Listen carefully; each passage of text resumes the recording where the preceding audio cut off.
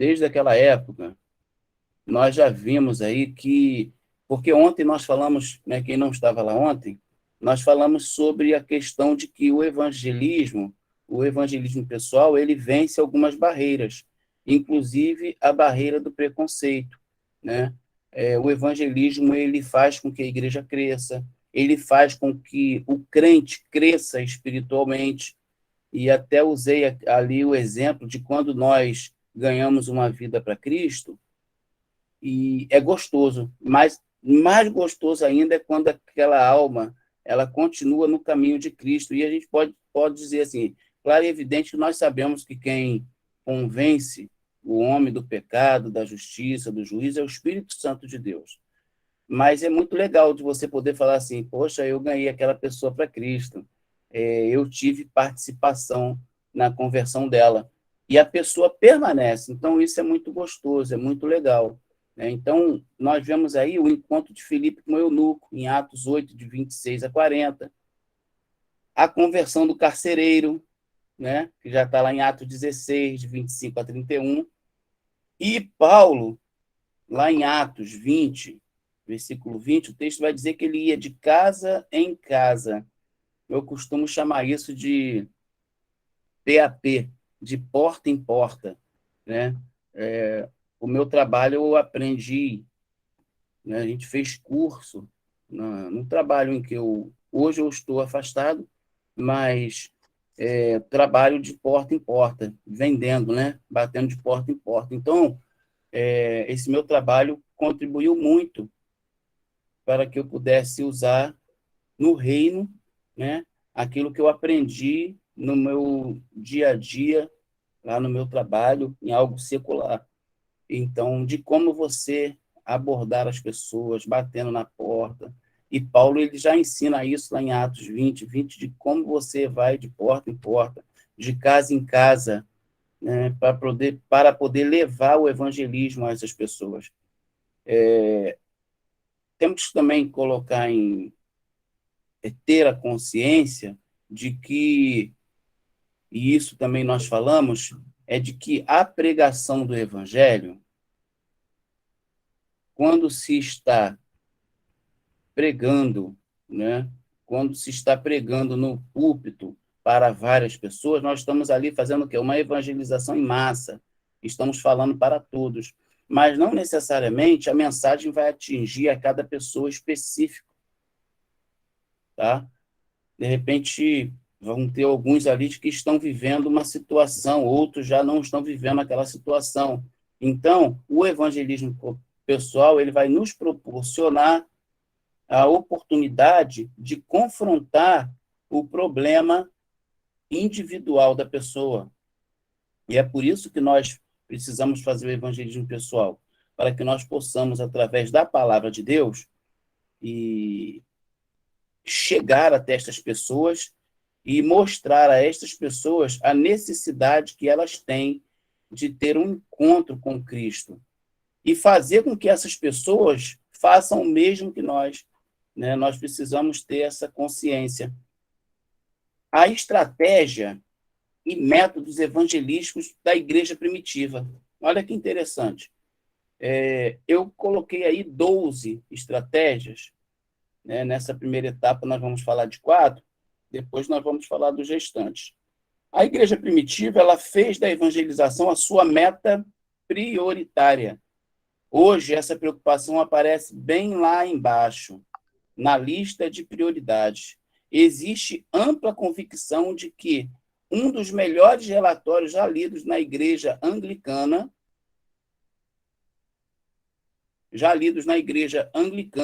é o Instituto Towards the Conversion of England. Nossa, viu aí meu inglês? Que é para a conversão da Inglaterra. Dado a lume 30 anos atrás. É um primor de documento, mas o problema é que ele nunca foi executado. Julga-se que a matéria não seja suficientemente importante. O mesmo podemos dizer da maioria dos planos formulados em muitas denominações de numerosos países. Então, queridos, a igreja primitiva, ela tinha como prioridade o evangelismo, a evangelização, até porque a nossa missão aqui na Terra é evangelizar, é anunciar as boas novas. E muitas igrejas hoje têm perdido o foco. Muitas igrejas hoje têm se isolado dentro de suas quatro paredes, se contentando com aquelas pessoas que ali estão e não indo em busca de outros, não para encher a igreja, mas para apresentar o plano de salvação. Né? Então, quando nós entrarmos em evangelismo pessoal, nós vamos nos lembrar do evangelismo infantil, nós vamos nos lembrar de quando nós, né, quando nós éramos crianças, eu digo isso porque eu nasci num lar cristão, e na nossa classinha tinha lá o plano de salvação. Então, ele tem forma de cores, tem vários tipos de você apresentar o plano de salvação, como eu fiz na sala aquela vez, né? Apresentando um plano de salvação usando um papel. Então, assim, isso, em muitas igrejas, perdeu-se o foco. As igrejas hoje estão preocupadas com louvorzão, estão preocupadas com encher a igreja, né? As pessoas chegam, não passam por uma classe de discipulado, já se batizam logo. Ou seja, é o que nós vimos ontem, nós vamos ver um monte de crentes fracos, crentes que não têm capacidade de ganhar outros. Por quê? Porque ele não foi treinado, não foi discipulado. Por quê? Porque a maioria das igrejas tem se preocupado em encher as igrejas. E a nossa preocupação não é essa. Nós precisamos nos preocupar com a salvação das pessoas, né?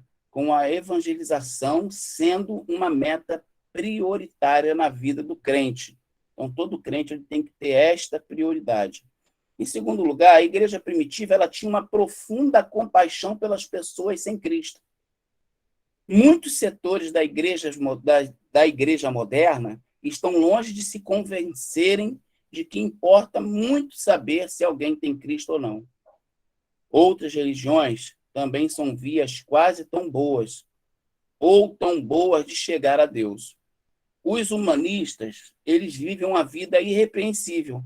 De qualquer maneira, tudo dará certo no fim. Deus é bom demais para condenar alguém. Então, olha só, este é o pensamento hoje.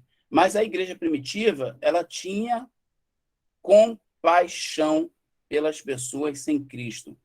E quando eu falo essa palavra compaixão, isso vai me lembrar, e eu já falei com vocês isso, de um slogan da igreja que eu fui membro, que o slogan dela era olhando para o mundo através da cruz de Cristo. Por quê? Porque eu só vou ter compaixão se eu tiver o Espírito Santo de Deus atuando em minha vida para que eu a tenha. E a compaixão, ela não nasce de nós. É algo que nasceu do próprio Deus. Porque ele enviou o seu filho para que morresse na cruz por nós. Então, Jesus, ele olhava para as pessoas com compaixão. E nós, quando nós lemos o texto na Bíblia, falando da igreja primitiva, nós vamos ver que ali eles tinham profunda compaixão pelas pessoas sem Cristo. Não que nós não tenhamos que ter pelas pessoas que já têm Cristo, né? Mas os que estão sem Cristo estão morrendo sem salvação, sem ter a oportunidade de ouvir a palavra de Deus. E eu já falei para vocês, não sei se vocês vão se lembrar, que nós pensamos que as pessoas sem Cristo estão lá na África, estão lá na China, estão sim, mas aqui no Brasil, no Rio de Janeiro, em Campo Grande, nós temos pessoas sem Cristo e que ainda nem ouviram falar do Evangelho. Eu contei para vocês o exemplo de uma moça que eu levei até Seropédica, que ela estava indo para um centro de macumba. E quando eu falei que era evangélica, ela falou assim, me explica isso, o que é evangelho? Né? Ou seja, ninguém falou para ela sobre o evangelho, sobre o que o evangelho pode fazer na vida do ser humano. Porque o evangelho é Jesus Cristo, né? Evangelho, boas novas. Então, nós precisamos anunciar com profunda compaixão o amor de Cristo também para estas pessoas. Muitos têm a mania de achar que Cristo só ama aqueles que estão na igreja, né? Mas ele ama todos. E por isso que nós estamos aqui na Terra, para poder levar a mensagem de boas novas a estas pessoas. A igreja primitiva, ela era muito flexível na prédica das boas novas, mas inteiramente oposta ao sincretismo, que é a mistura de outros elementos com o evangelho, né? O que eles querem dizer aí? O evangelho é um só. Nós não precisamos de agregar nada ao evangelho. Nós não precisamos de inventar coisas para pregar o evangelho, porque o evangelho ele é um só, não existe outro evangelho. Existe o evangelho de Cristo, que é as boas novas, né? Então, diversas partes da igreja moderna tendem a ser rígidas em suas categorias evangelísticas, porém se inclinam fortemente para o sincretismo, né? Então, nós precisamos pregar o evangelho genuíno, o evangelho que transforma a vida, o evangelho que faz toda a diferença na vida daqueles que aceitam a Jesus como único e suficiente Salvador.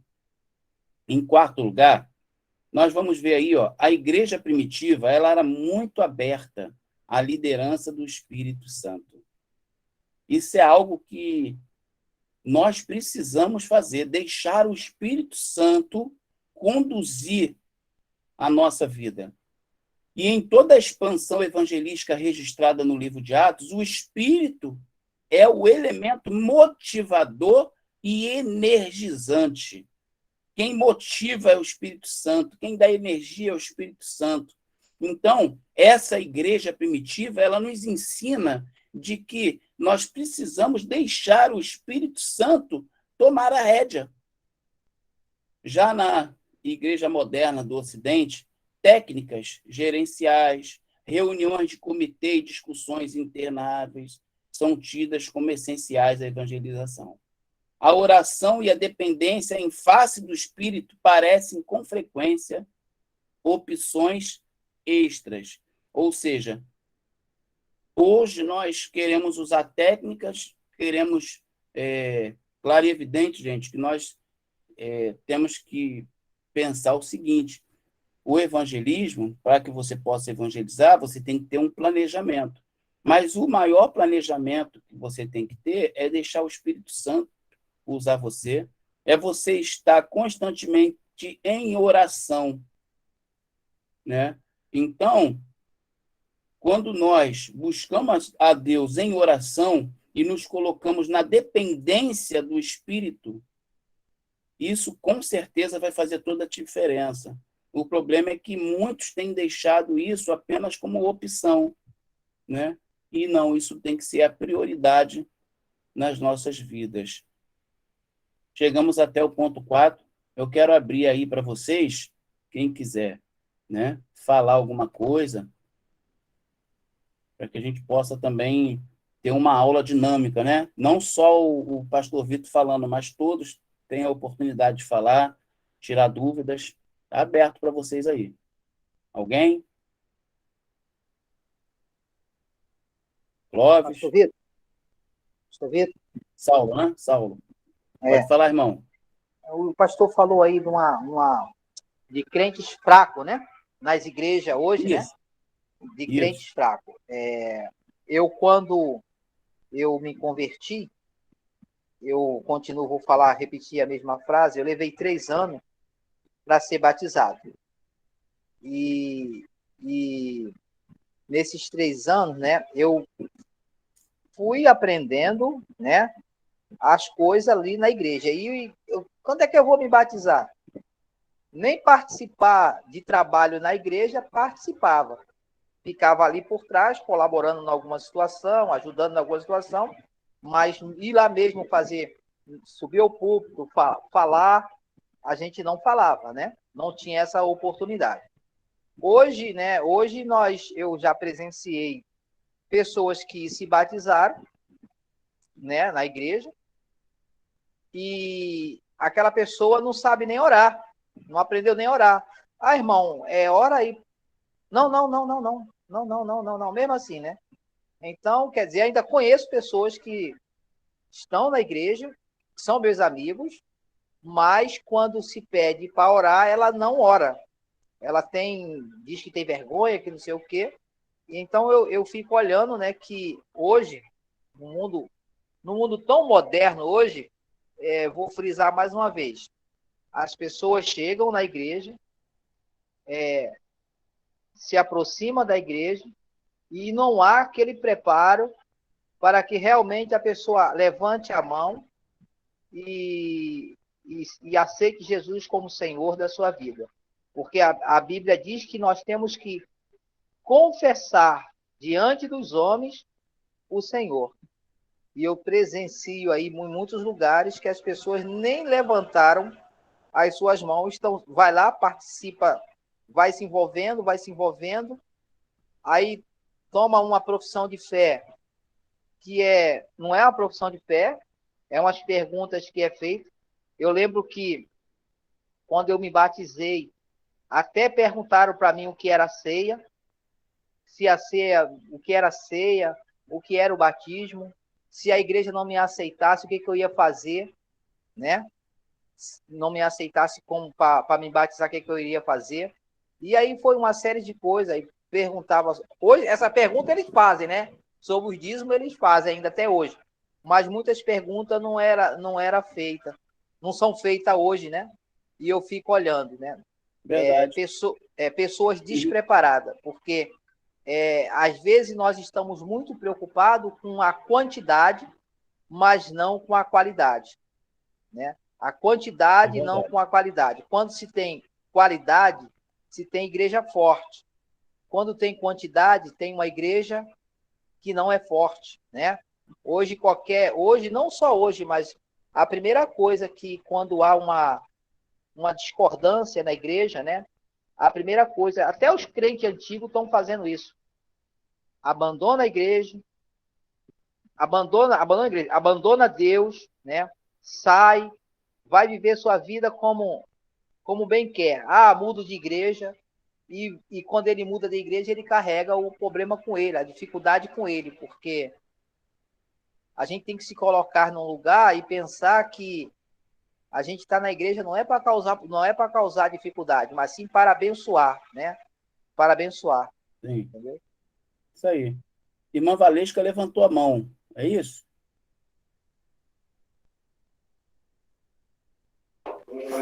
Ah, pastor, eu levantei sem querer. Vou tirar aqui. Pensei que você quisesse falar alguma Opa, coisa. ô, pastor Vitor, Pode falar, irmão.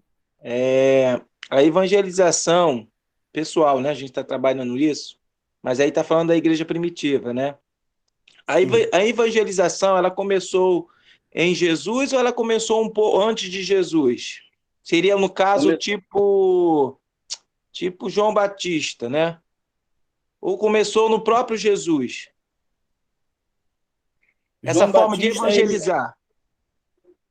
então, em Jesus, João Batista, ele anunciou que estava vindo, né? Estava apresentando o caminho, estava vindo o Messias, né? Mas está sendo apresentado desde o Antigo Testamento. E aí João Batista, ele vai avisando que estava bem próximo, dizendo que as pessoas precisavam se Então, aí tu me criou outra dúvida. No Antigo Testamento, a gente fala velho, né? Já tinha essa parte de evangelização. evangelização, não. No Antigo Testamento tinha o quê? O apontamento para Ah, que viria o Messias, que sim, viria um Salvador, tá? sim.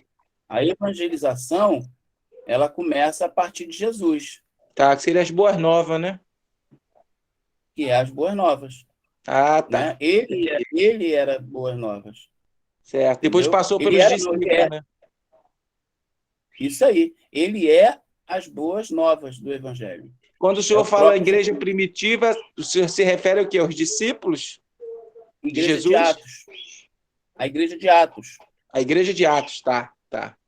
Tá falando da igreja de Atos, tá certo. Que são as pessoas. Não, porque a igreja. É, É, pra gente, igreja somos nós, né? Então, por isso que eu falei o sim. discípulo.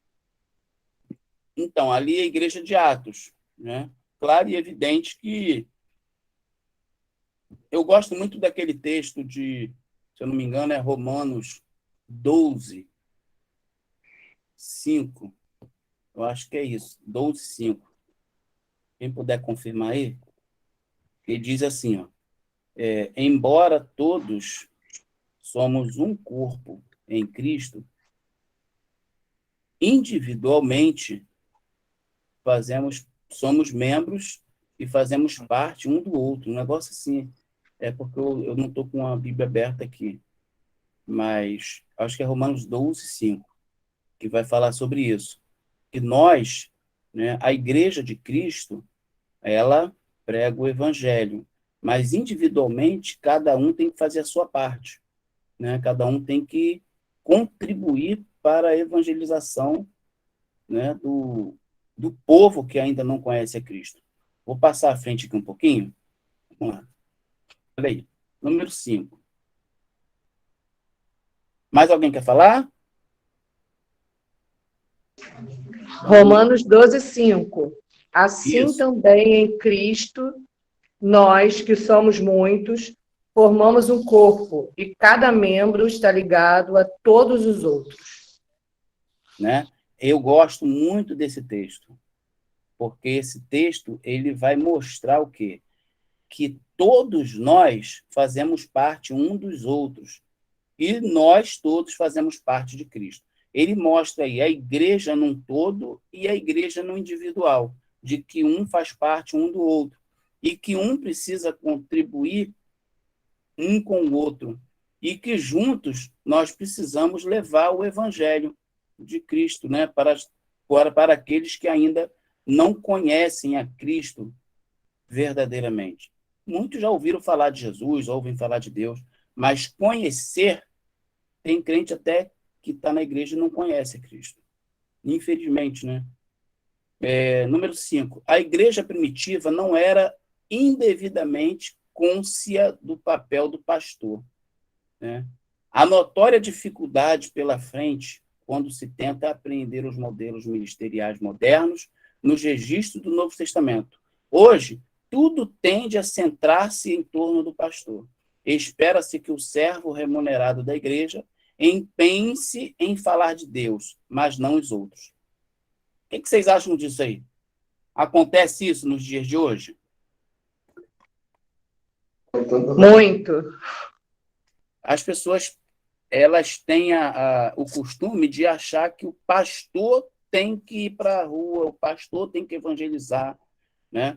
Quando, na verdade, os membros ganham, as ovelhas ganham, e essas ovelhas levam até o pastor. E aí o pastor, ele cuida das ovelhas. Claro e evidente, eu não estou dizendo que o pastor não vai fazer isso. O pastor também faz, né? O pastor também prega o evangelho, né? Mas individualmente é mais fácil para quem? Para nós. Por quê? Porque o pastor, quando ele prega, que nem eu falei, uma evangelização em massa. E aí ele atinge algumas pessoas, a palavra atinge uns, mas outros ficam sem serem atingidos. Por quê? Porque nem tudo que é falado ali serve para todo mundo. Vai atingir alguns, né?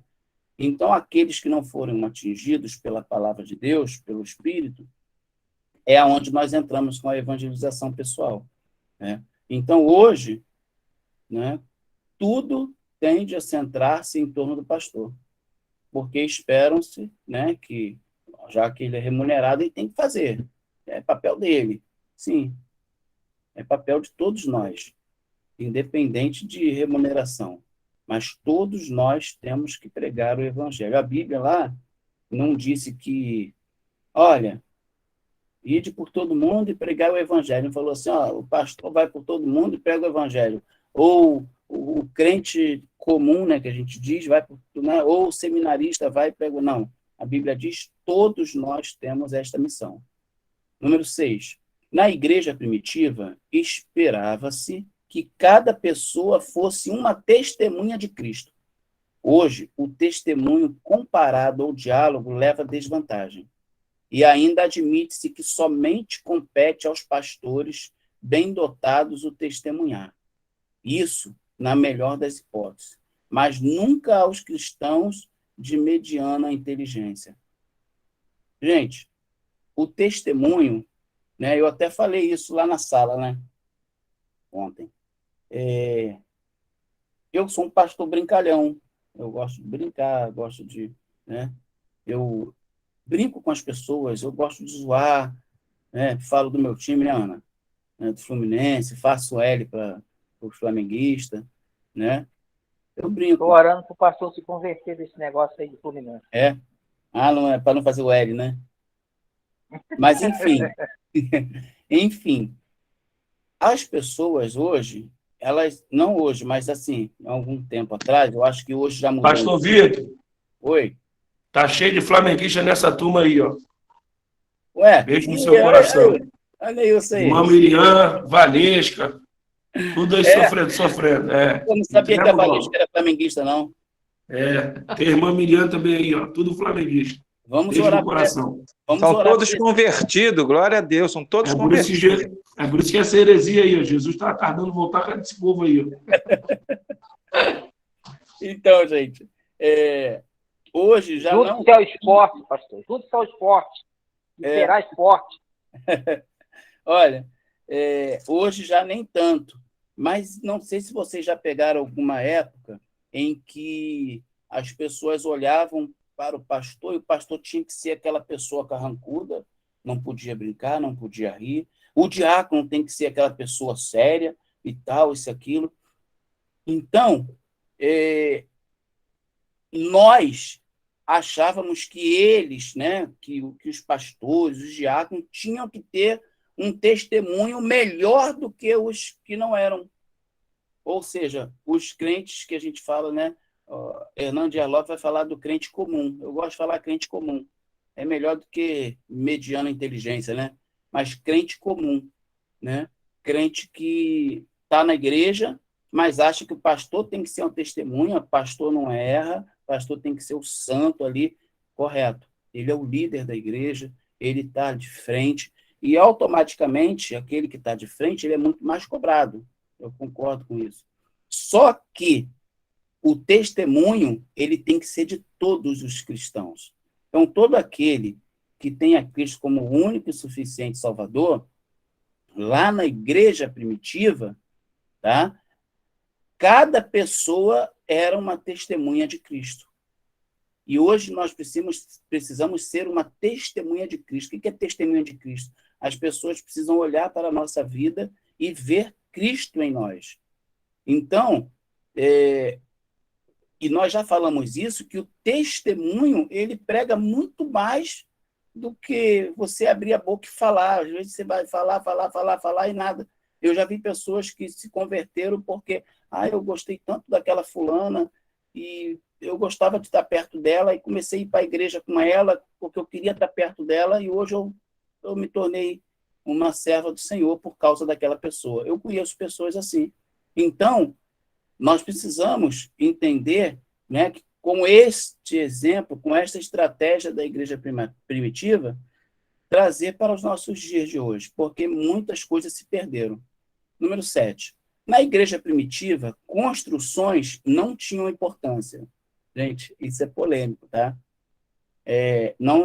Vejam bem, a igreja primitiva, como nós hoje, a nossa prioridade é pregar o evangelho, correto? Mas deixa eu ler primeiro para vocês entenderem. Na igreja primitiva, construções não tinham importância. Não houve uma sequer durante o período inteiro de seu maior avanço. Hoje, as construções parecem a coisa mais importante para muitos crentes. Sua conservação consome o dinheiro e o interesse dos membros.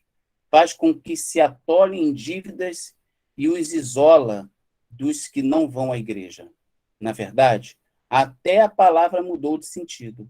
Igreja já não significa um grupo de pessoas, como nos tempos neotestamentários.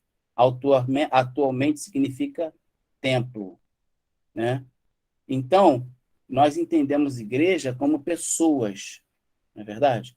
Nós somos a igreja de Cristo. Templo é onde nós nos reunimos. Então, hoje, o foco está mais né? Entendam aqui, não estou dizendo que não tem que se fazer, mas há uma preocupação muito grande em dar conforto para os que já estão ali, do que fazer com que novos cheguem até ali, né? E nisso o evangelho vai sendo deixado de lado. Nós vamos deixando de pregar o evangelho. Por quê? Porque nós nos ocupamos muito com muitas coisas na igreja e a gente acaba ficando sem tempo de evangelizar. Quando, na verdade, né, eu já disse que o evangelho começa dentro da minha casa, com a minha vizinhança, né? Então, existem muitas pessoas que precisam ouvir falar do evangelho. Façam obras nas suas igrejas, mas não esqueçam de pregar o evangelho para as pessoas que estão lá fora, porque essas pessoas carecem de ouvir a palavra de Deus. E esta missão é nossa, tá? Esta missão é nossa. Deus não precisa de nenhum de nós, mas ele preferiu contar conosco para anunciar o evangelho. Amém ou não amém? Cadê o Amém. Amém. Não, amém. Na igreja primitiva, a evangelização era um bate-papo espontâneo e natural sobre as boas novas. E nele se engajavam continuamente todos os cristãos de maneira natural e como um privilégio. Hoje, a evangelização é espamódica, pesadamente organizada e, em regra, dependente das técnicas e do entusiasmo do especialista visitante. O que a gente vê aqui? Eu gosto muito desse item 8, que ele vai dizer que a evangelização era um bate-papo. E é para ser assim mesmo. Porque nós nos encontramos, eu tenho amigos que não são cristãos, e muitas das vezes nós nos encontramos com eles, a gente conversa sobre futebol, as mulheradas falam sobre novela, eu também falo que eu gostava muito de ver novela. Hoje já não vejo tanto, porque Flávia não gosta, mas eu via novela pra caramba. Então, assim, futebol, a gente conversa sobre futebol, a gente conversa sobre novela, sobre um bom filme, né? A gente tem bate-papo, nós temos oportunidade de ter bate-papo, de conversar. E naturalmente, né, naquela época, eles começavam ali uma conversa, um bate-papo, e aquilo ali era espontâneo, eles evangelizavam as pessoas de forma natural sobre as boas novas. Não tinha uma questão de cobrança. Hoje, eu vou dizer aqui experiência própria, hoje a gente marca um evangelismo na igreja. Irmão, vamos fazer um trabalho hoje nas ruas de evangelismo. Vai alguns gatos pingados, os adolescentes estão sempre lá, ajudam bastante. Estou falando de experiência minha. Vão alguns gatos pingados, algumas pessoas vão, ajudam, tal.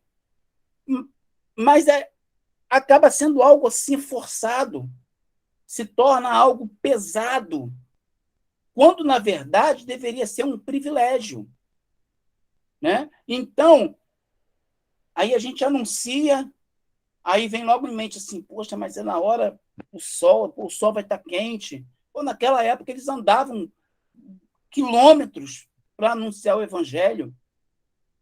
Hoje nós temos tudo ao nosso redor que nos facilita a ter uma oportunidade maior de pregar o evangelho. Então, o evangelho não pode ser algo pesado, algo que vai nos tornar, vai trazer para a gente um sentimento de cansaço. Eu não quero, estou cansado, é domingo, né? Tá sol. Ele precisa ser espontâneo e natural. Hoje a gente tem que cobrar as pessoas para fazer evangelismo. Tá? Hoje a gente tem que praticamente implorar para que se vá, chegue no horário, para que a gente possa fazer um trabalho de evangelismo nas ruas. Né? Agora, o evangelismo pessoal, que é no nosso dia a dia, cada um de nós, no nosso trabalho, nas nossas casas, né, com os nossos amigos, essas coisas todas, queridos, nós precisamos usar o nosso bate-papo do dia a dia e, naturalmente, expor as boas novas, né? Eu costumo dizer assim, graças a Deus, eu gosto muito, eu sou assim muito, não estou aqui falando que eu sou melhor que todo mundo, não, mas eu gosto muito de evangelizar. E eu não perco oportunidade nenhuma. Eu hoje estou trabalhando de Uber, né? E sempre que eu tenho oportunidade, que tem uma brecha, a gente começa com uma conversa e daqui a pouco já está falando de Jesus. Eu, às vezes, estou na rua, eu aprendi uma coisa interessante, né? Você perguntar para o ímpio, você está conversando ali com o teu amigo, ele não é cristão, e você perguntar para ele assim, como é que vai teu coração com Jesus? O cara fica todo encabulado, né? Ele fica assim, vai bem, né? Aí você começa, mas como assim vai bem? Me explica. Né? Então, você começa ali com um bate-papo, daqui a pouco você está mostrando a Bíblia para ele, você está caminhando junto com ele para as atividades da igreja. Então, meus queridos, não vamos ter a questão do evangelismo como algo pesado, algo chato, né? Algo que eu não gosto, né? Mas algo que nós precisamos nos adaptar para que nós possamos ganhar muitas vidas para Cristo. Nós hoje temos várias formas de evangelizar. Temos a mídia, temos um monte de situações, temos coisas que nós podemos implantar na igreja para trazer as pessoas, né, ação social, tal, mas o evangelismo pessoal, o tete a tete, isso faz toda a diferença. Porque você vai identificar o problema da pessoa, você vai entender o que ela está passando e você vai levar a solução.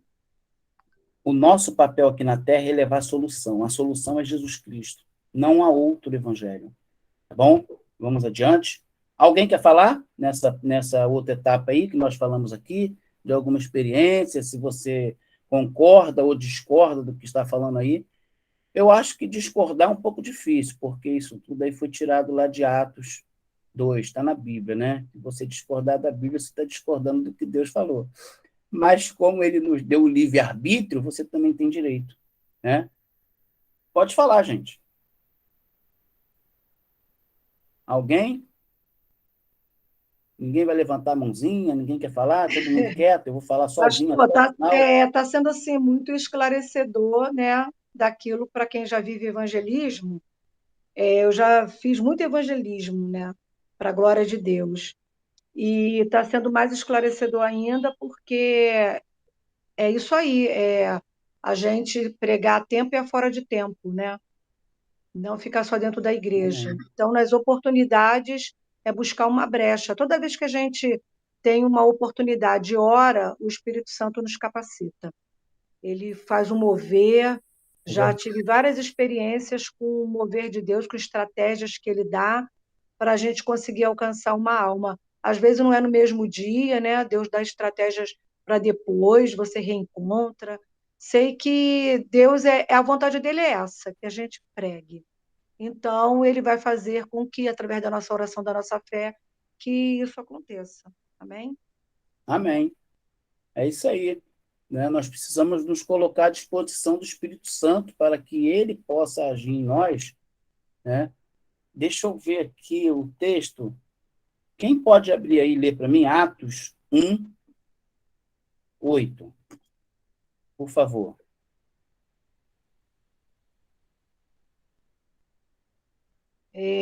Mas recebereis poder ao descer sobre vós o Espírito Santo, e sereis minhas testemunhas, tanto em Jerusalém como em toda a Judéia e Samária, e até os confins da terra.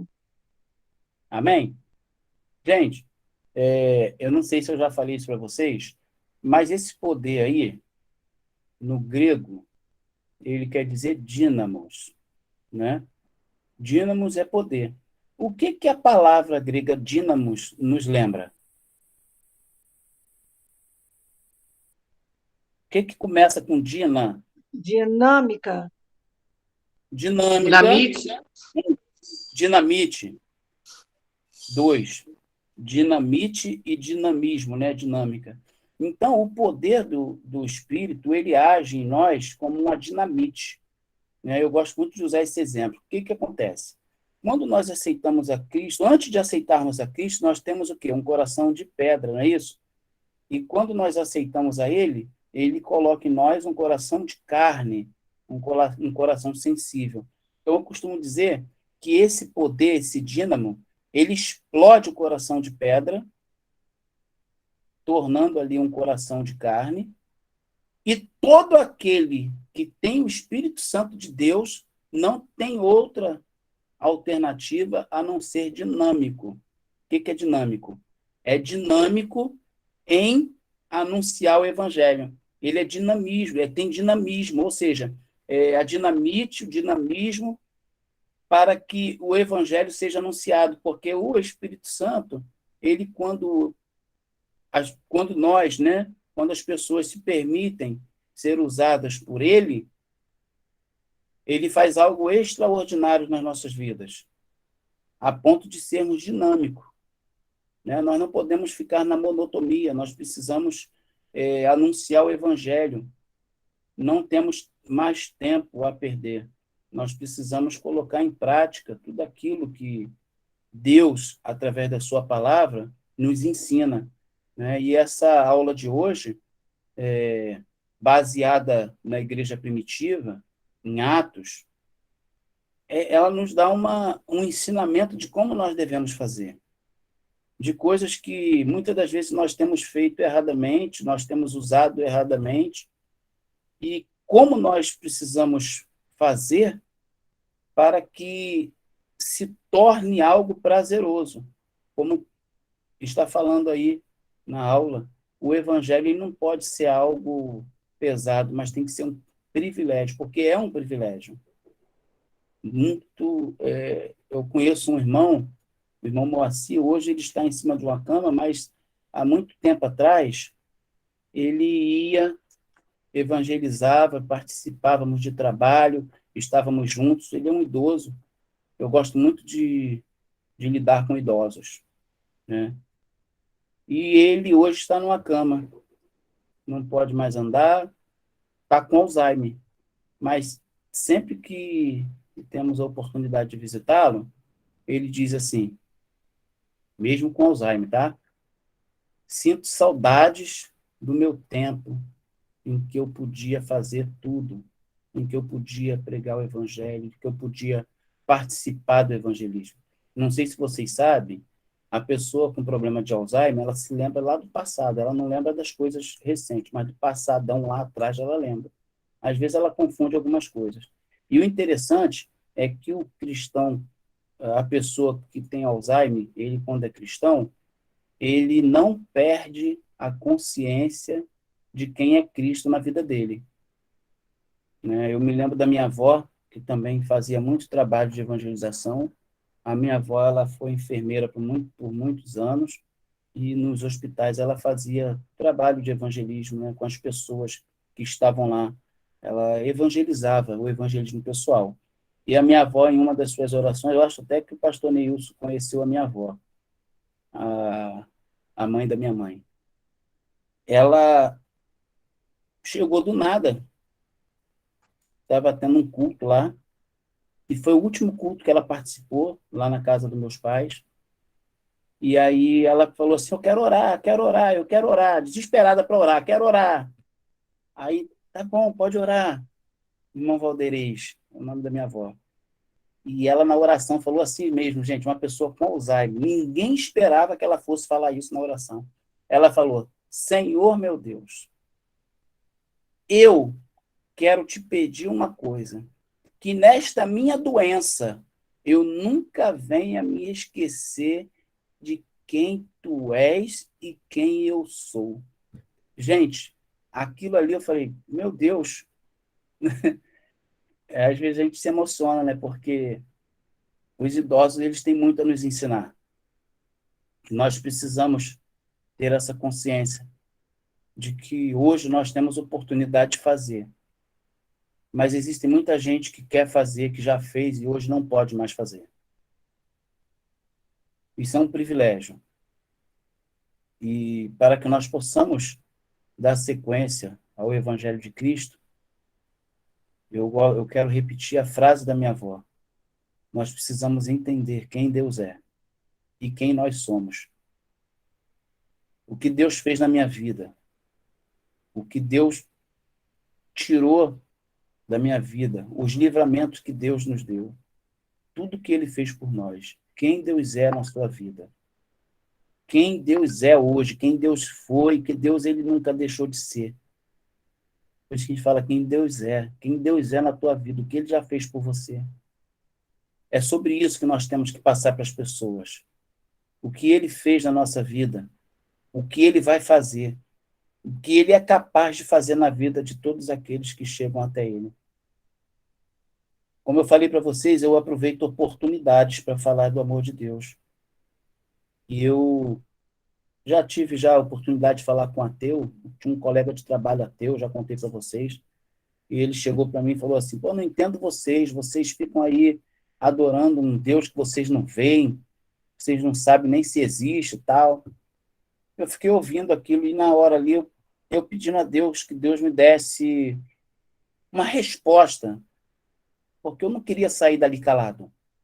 E na mesma hora veio assim, eu falei assim, fulano, não vou falar o nome porque, né, está sendo gravado, mas da minha avó posso falar, do irmão Moacir eu posso, são servos abençoados, foram minha avó, né, irmão Moacir está lá, mas essa pessoa falou assim, eu falei para essa pessoa assim, olha, tudo bem, se eu lá no final descobrir que tudo que eu vivi, que a Bíblia e tudo que nela está era mentira, ainda assim valeu a pena. Aí eu olhei para ele e falei assim, e você, se chegar lá no final e descobrir que tudo que eu estou vivendo, que tudo que a Bíblia diz é verdade, o que será de você? O cara emudeceu, acabou a conversa, mudou o assunto, né? Deus, ele é tremendo, porque desceu fresquinho do céu. Eu não tinha aquilo dali para falar, mas Deus me deu aquela palavra para falar. Outra situação foi o meu ex-patrão. Eu não sei se todos sabem, eu fui para Santos uma vez, eu fui de carro, meu primeiro carro. E na volta de Santos, eu tive um acidente, deu perca total no meu carro. A Flávia se machucou, né? Eu só tinha o João Vitor na época, a Manuela não era nascida. E aí, quando nós chegamos no Rio de Janeiro, né? Meu patrão pagou lá o transporte para que trouxesse o carro. Chegamos no Rio de Janeiro e aí ele nos atendeu bem e tal, levou a gente em casa, meu carro ficou lá, tive que vender para ferro velho, que não tinha mais jeito. E aí foi algo mesmo terrível, né? Nós estamos vivos pela misericórdia de Deus. E aí voltei ao trabalho. E eu estava lá, brincando, rindo, como sempre. E ele pegou e falou assim, pô, não entendo vocês cristãos. Pô, tu acabou de perder o carro, cara. E você ainda continua assim, rindo, brincando, feliz, né? Aí eu fui e falei para ele assim, então, é porque a minha alegria não estava no carro. A minha alegria está em Deus, que é dono de todas as coisas e que permitiu que eu estivesse vivo, porque eu poderia ter morrido naquele acidente, eu poderia ter perdido a minha família naquele acidente. E ali eu falei do amor de Cristo para ele. Passou um mês, ele se reconciliou com Cristo e voltou à igreja, né? Hoje ele está na igreja metodista, ali em Santa Cruz. Então, todas as coisas, todas as palavras, tudo que vem até nós, mesmo que seja para crítica, nós precisamos pedir sabedoria a Deus para transformá-la em uma forma de evangelizar aquela pessoa, né? Eu não sei o que aconteceu com esse meu amigo, meu colega de trabalho, porque eu nunca mais tive contato com ele. Mas ele um dia foi cristão, um dia ele foi evangélico. E ele se tornou ateu porque a mãe dele estava com câncer. E ele disse para Deus, cura minha mãe, cura minha mãe. Ele ainda era novo. E a mãe dele morreu. Então ele disse, Deus não existe. Todas as pessoas hoje que são ateus, né, tiveram uma experiência no passado onde queriam ser atendidos por Deus e eles acham que Deus não atendeu, né? Por quê? Porque essas pessoas não estão preparadas para o não de Deus. E nas nossas igrejas, existem pessoas assim, que oram, que pedem a Deus. Quando Deus diz sim, estou contigo. Quando Deus diz espera, ele está ali esperando, né, ansioso, mas quando Deus diz não, a primeira reação dele é abandonar, é ir embora, porque não aceita a vontade de Deus. E nós aprendemos lá na oração do Pai Nosso, que foi ensinado como deveria ser feito. Seja feita a tua vontade, assim no céu como na terra. Isso hoje é uma mentira para muitas pessoas, porque as pessoas pedem a vontade de Deus na sua vida. E quando a vontade de Deus é o não, as pessoas abandonam o Evangelho, abandonam a Cristo, né? Então, nós precisamos nos atentar para isso. Muitas das vezes, Deus vai dizer não. E eu aprendi uma coisa, que está na própria palavra de Deus, que todas as coisas cooperam para o bem daqueles que amam a Deus. Quando fala todas as coisas, eu entendo que todas as coisas, tanto as boas quanto as ruins, tudo contribui para o bem daqueles que amam a Deus. Porque a própria palavra também vai dizer que há caminhos que aos nossos olhos humanos parece ser bom, mas o final é de morte. E às vezes Deus está nos dando livramento, Deus está cuidando de nós, e nós não estamos entendendo o cuidado de Deus.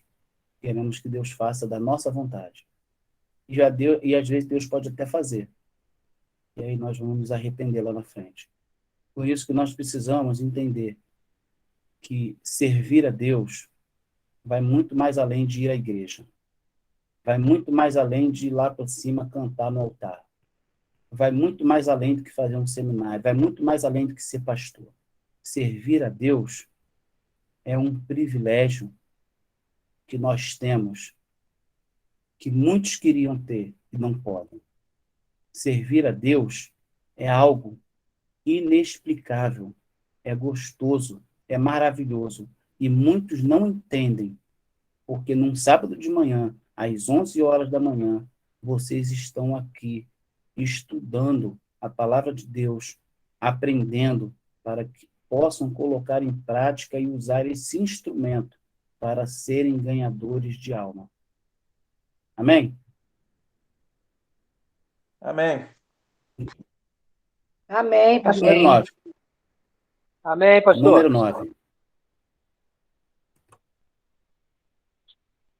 Na igreja primitiva, a política adotada era ir ao encontro das pessoas, onde elas estivessem, e fazer discípulo entre elas.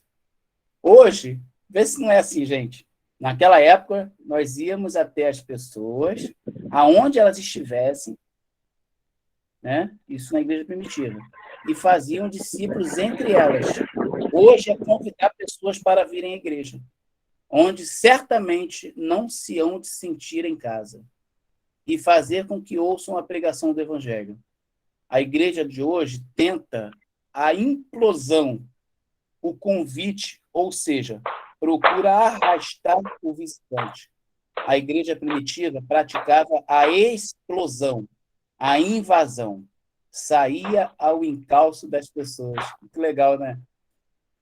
E é assim que acontece, gente. Né? Muitos hoje convidam para ir à igreja. Vai lá na minha igreja. Poxa, o ministério de louvor é bom pra caramba. Caramba, o pastor prega pra caramba. Né? Tem muita gente que faz isso, né? E as pessoas vão, às vezes até vão, não se sentem muito bem, né? Porque elas não têm ainda uma noção do que é viver em comunidade.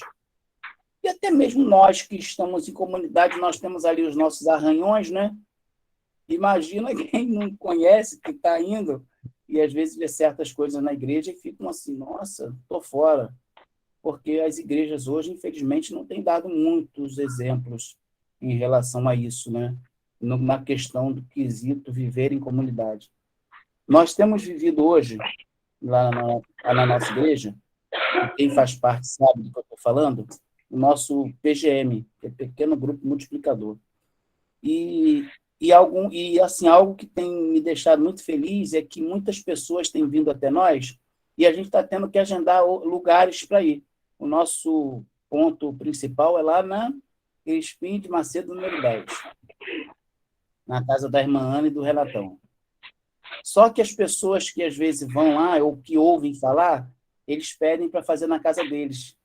E aí, quando a gente vai perguntar, né, por quê, eles falam assim, a gente queria ter essa alegria aqui em casa. Então, nós fizemos numa casa esse dia, e a próxima quarta-feira já vamos em outra casa, de uma outra irmã que está um tempo sem ir à igreja, e ela disse que queria sentir a alegria na casa dela, queria que nós fôssemos lá. Então, de alguma forma, temos impactado algumas vidas, né? Pessoas têm visto a luz de Cristo brilhando, né, ali no nosso meio. Então, nós precisamos colocar isso em prática nas nossas igrejas, no nosso dia a dia. Na igreja primitiva, o evangelho era sempre debatido nas escolas filosóficas, discutido nas ruas e até nas lavanderias. Hoje, já não se discute muito o evangelho sob nenhum aspecto. Com toda certeza, não o fazem no terreno secular. Seu lugar é a igreja, no domingo. E um pastor convenientemente ordenado para isso é que deve encarregar-se de toda a palestra. Né? É assim que está funcionando hoje. Mas, naquela época, o evangelho era debatido. As pessoas conversavam sobre o evangelho nas ruas. Né? Você estava na lavanderia, estava falando de evangelho. Estava no campo de futebol assistindo um jogo, falando de evangelho. Hoje já não se discute mais o evangelho. Em nenhum lugar. No nosso mundo secular, nós estamos tão centrados no nosso trabalho, nos nossos afazeres, que às vezes não conseguimos achar tempo para falar de evangelho. E a gente acaba achando que a evangelização pessoal tem que ser lá na igreja, quando a pessoa vai na igreja para ela ouvir a mensagem do pastor, que vai dar a pregação, que vai dar a palestra, né, que vai trazer a mensagem. Então, nós temos essa questão. E foi até falado lá atrás isso, né? E isso precisa mudar para que nós possamos viver um evangelho genuíno e eficaz. 11. Na igreja primitiva, ao que tudo indica, comunidades inteiras costumavam converter-se de uma só vez. Na igreja atomística do Ocidente, o individualismo corre solto. E a evangelização, como muita coisa mais, tende a atingir seu clímax num confronto pessoal. Né? É isso que acontece. Naquela época, vocês vão se lembrar de Pedro, né? Quando ele pregou, o que aconteceu? Nós falamos ontem, mais de 3.000 pessoas se converteram, isso sem contar mulheres e crianças. Por quê? Porque já tinha um trabalho sendo feito, já tinha algo sendo colocado na mente daquelas pessoas. Eles já estavam tendo um trabalho de evangelização com aquelas pessoas. Por quê? Porque era de casa em casa. Então, eles ali iam levando o evangelho, iam anunciando o evangelho. Né? Eu vou falar aqui, eu acho interessante, algo que eu não sei se hoje estão fazendo ainda, mas vocês sabem os testemunhos de Jeová o que fazem, né? Eles batem de porta em porta e tentam ali colocar ali a crença deles, a seita deles, né? Para as pessoas aceitarem o que eles estão dizendo. Eles são insistentes, batem de porta em porta. Isso me lembrou de uma irmã Jovita, falecida. Ela era nossa vizinha. E ela era da igreja também, nossa, né? Da Memorial de Santa Cruz, que era ali na Baixadia antigamente. E aí a gente estava brincando na frente da porta dela, da frente do portão da casa dela. E os testemunhos de Jeová bateram na porta dela. Aí ela veio atender, ela, pois não. Aí eles começaram a falar. Ela educadamente ouviu, tal, isso, aquilo. No final, eles falaram assim, a senhora quer se tornar uma testemunha de Jeová? Aí ela, já bem idosa, ela falou assim, não, eu não estava lá, eu não vi nada. Eu vou ser testemunha de quê? Eu só vou ser testemunha do que eu vi. Eu não estava lá, não vi nada, então eu não sou testemunha de nada. Aí eles ficaram assim meio sem graça e foram embora, sabe? Mas eles fazem um trabalho excelente. Batem de porta em porta, conversam com as pessoas, tentam ali falar do que eles creem, né? E isso nós fazíamos há muito tempo atrás. Hoje já não se fazem muito, né? Precisamos voltar a estas práticas.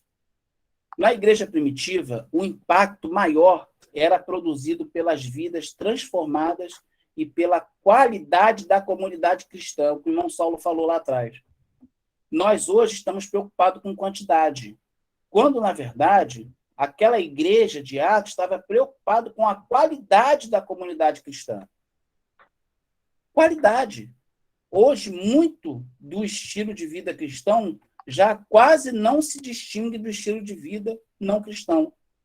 E muitos são as congregações religiosas que ficam famosas por sua frieza, né? Então, nós precisamos rever, gente, dentro desses 12 itens, tem muito mais, tá? Dentro desses 12 itens, o que nós precisamos melhorar para que nós possamos ser como a igreja de Atos. Né? Aí colocou aí embaixo aí, ó. Essas são apenas alguns dos contrastes entre a igreja de ontem e a igreja de hoje, em matéria de evangelização. Contrastes que nos estimulam a examinar de cabeça fria a mensagem dos primeiros cristãos e os métodos por eles adotados. Alguém quer falar? Alguém quer dar uma palavra aí?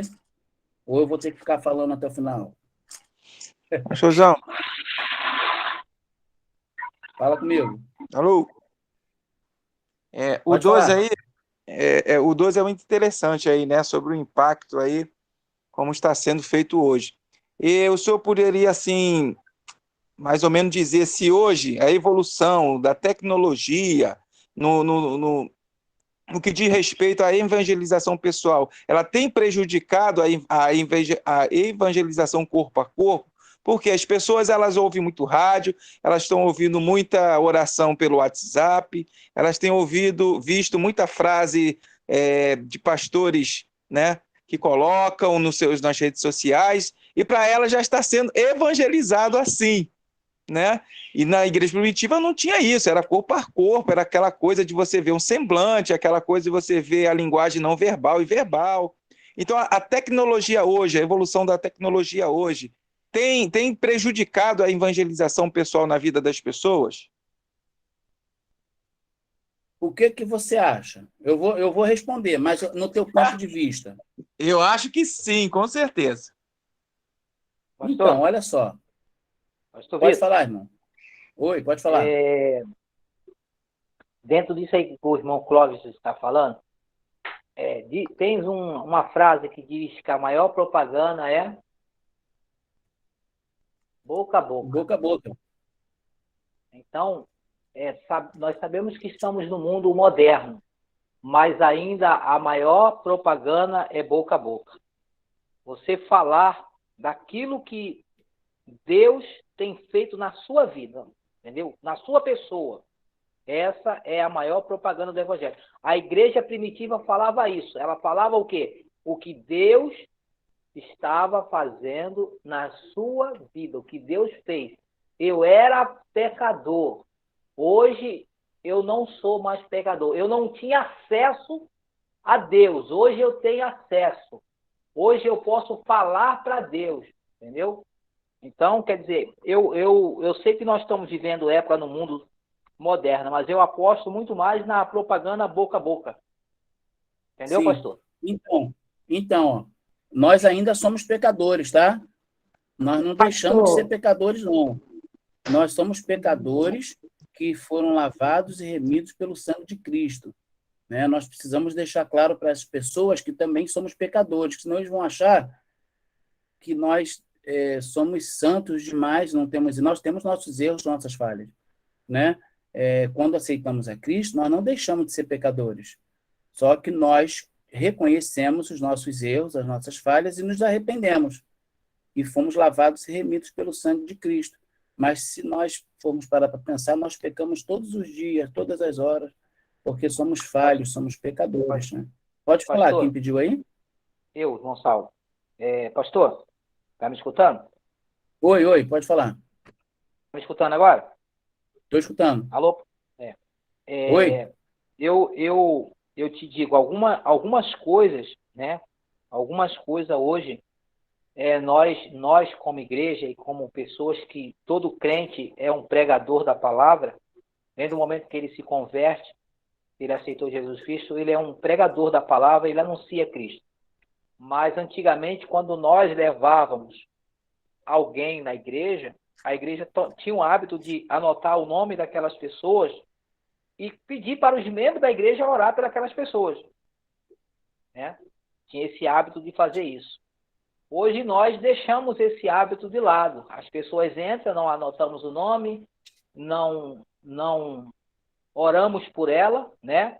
A gente levar o nome dos nossos vizinhos para a igreja para orar. Esse era como que a igreja, vou botar assim, há 10 anos atrás, ela hoje perdeu. A igreja está perdendo esse privilégio de orar pelas pessoas, colocar as pessoas diante de Deus para que elas venham receber Jesus como Senhor, né? Isso tem sido uma das coisas que nós precisamos voltar, né? Nós precisamos voltar a fazer isso, orar. Igual a igreja aí de vocês trabalham, os cultos são nos lares. Precisa orar, né, pelaquela família que está se abrindo as portas para que aquela família encontre Cristo. E hoje nós não estamos fazendo isso. É uma realidade, aliás, em todas as igrejas batistas, né? Sim. E eu peguei uma época, pastor, que quando o pastor estava pregando a palavra, a igreja estava com visitante, tinha pessoas na igreja, o ministério diaconal saía alguns diáconos para ir para uma sala e ficar intercedendo a Deus, né, para que Deus usasse o pastor e para que o Espírito Santo de Deus falasse o coração daquela pessoa que estava ali assistindo o culto e viesse receber o Senhor. Quer dizer, fazia-se o trabalho lá fora e quando chegava aqui, era momento de estar diante de Deus para que a mensagem penetrasse no coração daquela pessoa que ainda não tinha Cristo. Então, é isso mesmo, irmão. Mas, assim, respondendo a pergunta do irmão Clóvis sobre a tecnologia, eu penso o seguinte, a tecnologia ela tem sido uma bênção, tá? Porque nós estamos conseguindo chegar a lugares onde nós, né, não chegaríamos. Hoje nós estamos tendo uma aula online, né? Então, assim, a tecnologia ela veio e ela usada com sabedoria, ela veio para abençoar vidas. Mas eu concordo, sim, que por causa da tecnologia, muitas pessoas também não têm ido mais à igreja. Por quê? Porque agora tem os cultos online, né? Então, aí as pessoas ficam em casa, assistem o culto online. As pessoas não crentes também têm acesso aos cultos online, né? Mas eu acho que para a evangelização a tecnologia não atrapalha não, pessoal. Porque mesmo as pessoas ouvindo tantas coisas, se nós tivermos um embasamento bíblico, tivermos um conhecimento bíblico, oração, deixar o Espírito Santo de Deus trabalhar em nossas vidas, nós vamos conseguir, né, através da palavra de Deus, anunciar para aquela pessoa, até mesmo tirar dúvida. É até bom que aquela pessoa esteja vendo outras coisas acerca do Evangelho, mensagens que pastores colocam, essas coisas, tudo, até bom. Por quê? Porque aí eles vão vir com perguntas e nós vamos com as respostas, né? Nós levamos a solução, que esse é o nosso papel. Então, a tecnologia ela veio para nos abençoar. Claro, e evidente que tem muitas pessoas que não usam para o bem, né? Usam para o mal. Mas a tecnologia tem sido uma bênção, né? Você vê, na época de pandemia, quando nós não podíamos nos reunir, né? O evangelho chegou a muitas pessoas por causa da tecnologia. Gente, vamos mais à frente aí. O evangelismo e a história da igreja. Aqueles cristãos do século I eram testemunhas. Ganhavam as pessoas publicamente, de casa em casa, todos os dias. Quão grande poderia ter sido o resultado se esse zelo e paixão originais pelas almas tivessem continuado na igreja? Né? Imagina se tudo isso que nós vimos estivesse sendo usado hoje com paixão pelas almas. Como estaria a igreja hoje? Mas não continuou. No século II, a cristandade ficou emaranhada nas controvérsias teológicas e começou a separar suas fileiras. No século III, os cristãos já tendiam à apostasia. No século IV, a apostasia e a prevaricação dos cristãos foi acentuada.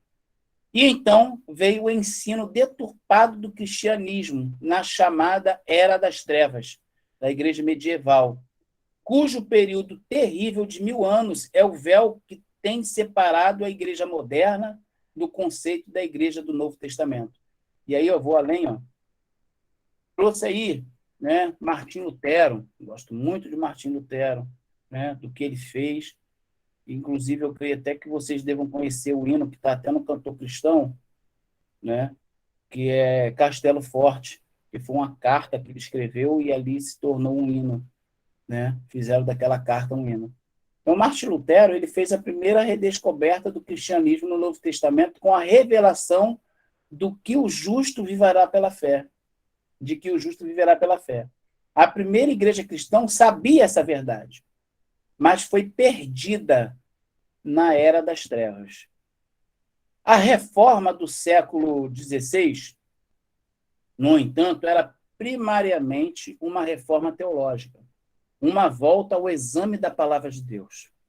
Afora isso, era muito limitada, especialmente nos seus ensinamentos a respeito do evangelismo em massa, da santificação, das missões, dos dons do Espírito Santo ou da volta de Cristo. Embora todas estas tivessem sido verdades fundamentais acolhidas pela primeira igreja cristã. Depois de Lutero ter redescoberto a fé pessoal, para cada crente, Wesley apareceu em meados do século XVIII, com a redescoberta do evangelismo em massa, da santificação, do poder do Espírito Santo operando no cristão. Wesley, sofrendo oposição e rejeição por parte da igreja oficial, redescobriu a possibilidade de sair para os campos, parques e estradas públicas a proclamar o evangelho às massas, onde os homens e as mulheres podiam ser salvos às centenas por vez. Lutero redescobrira que um indivíduo podia chegar diretamente a Cristo sozinho, ler a Bíblia, invocar o Senhor e ser salvo pela sua própria fé. Wesley, porém, redescobriu que uma multidão inteira de pecadores podia crer em Cristo e ser salva de uma só vez. A primeira igreja cristã praticara o evangelismo em massa, mas este foi sufocado até morrer durante a Era das Trevas. Quando o cristianismo era proclamado somente dentro das paredes das catedrais e dos santuários eclesiásticos, houve então sucessivos ressurgimentos do puro evangelismo sob a liderança de homens como Finney, Moody e outros. Mais além. William Carey. Quem já ouviu falar desse homem aí? É o pai de missões modernas? Pai de missões. É o Breno que falou? Sim, eu vi isso na embaixada. O conselheiro falou sobre ele. Sei, caramba, Breno apareceu, ele falou, legal. Brenão. Tem gente aí no grupo aí que tá quietinho, não tá falando nada, hein? Ó, quem falar vai ganhar um ponto. Aí todo mundo... Vamos lá. William Carey começou seu ministério. Calma aí, deixa eu ver aqui. Tá todo mundo aí? Amém ou não amém? Amém. Estou aqui. Amém, pastor. Amém. Estou aqui. Amém. Não tá certo. Eu falei, Amém. poxa, será que eu Será que eu estou sozinho na sala? Vamos lá. William Não, Carey só seu fala eu e o ministério. Clóvis aí, né, pastor? Não, a irmã Miriam falou também, agora o Breno, Valesca falou, até A o pastor Valesca Neilson falou. A Valesca, eu não estou vendo ela aqui no grupo, não. Ela tá, ué. Tô aqui, irmão. Valesca. Tô firme. Aí, Valesca, tá querendo Ah. queimar teu filme, Valesca? Não A é? A Valesca é pastor. O pastor lá ensina tudo a ela sabe tudo.